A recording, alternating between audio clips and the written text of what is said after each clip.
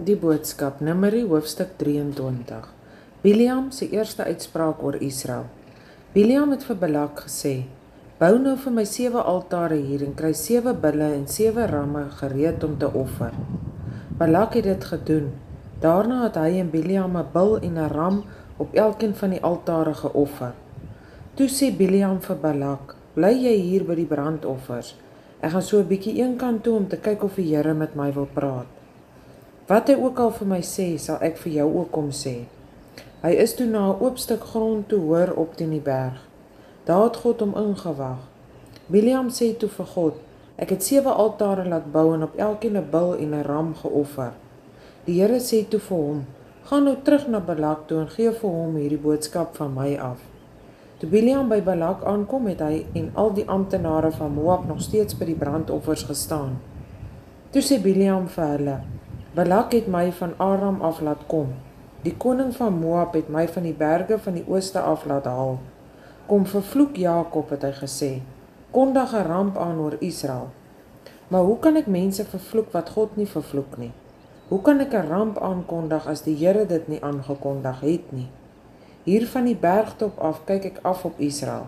Ek sien 'n volk wat op hulle eie woon, weg van die ander nasies af. Wie kan Jakob se kinders en kleinkinders tel? Hulle is ontelbaar.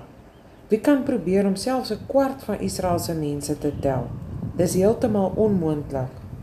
Ek wens ek kan eendag doodgaan as iemand wat gedoen het wat God vra.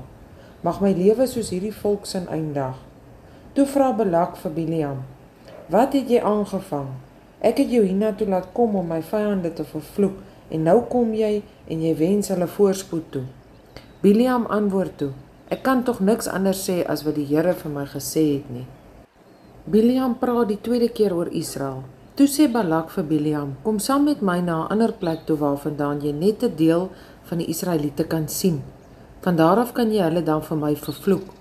Hulle is toe na die vallei van Sofim, toe tot op die top van die berg Pisga. Daar het Balak weer 7 altare gebou en 'n bul en 'n ram op elkeen geoffer. Toe sê Bileam vir Balak: "Bly jy hier by die brandoffers. Ek gaan so 'n bietjie eenkant toe om te kyk of die Here met my wil praat."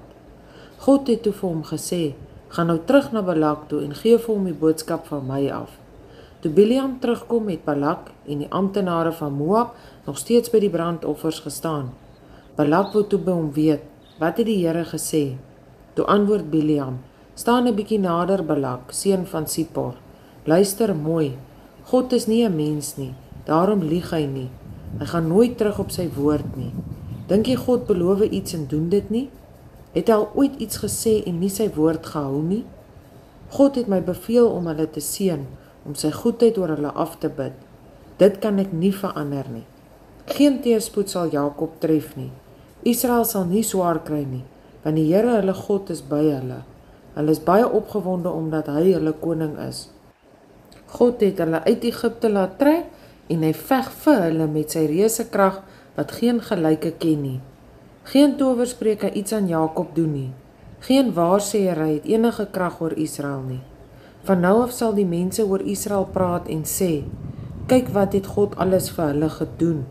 Die volk Israel is soos 'n magtige leeu wat nie gaan lê totdat hy sy prooi verskeer en kant en klaar opgevreet het nie. Toe sê Balak vir Bileam: "As jy dan nie hierdie volk gaan vervloek nie, mag jy hulle ten minste ook nie seën nie." Bileam antwoord: "Ek het mos vir jou gesê ek kan net doen wat die Here my toelaat om te doen." Bileam se derde uitspraak oor Israel. Toe sê Balak vir Bileam: "Kom ek vat jou na nog 'n ander plek toe. Miskien sal God dat jy hulle van daar af vervloek." Hy vat hom toe na die top van die berg Peor toe wat oor die woestyn uitkyk. Bileam sê toe weer vir hom: "Bou vir my 7 altare en bring 7 bulle en 7 ramme hiernatoe sodat ons hulle kan offer." Balak het dit gedoen en hulle het 'n bul en 'n ram op elke altaar geoffer.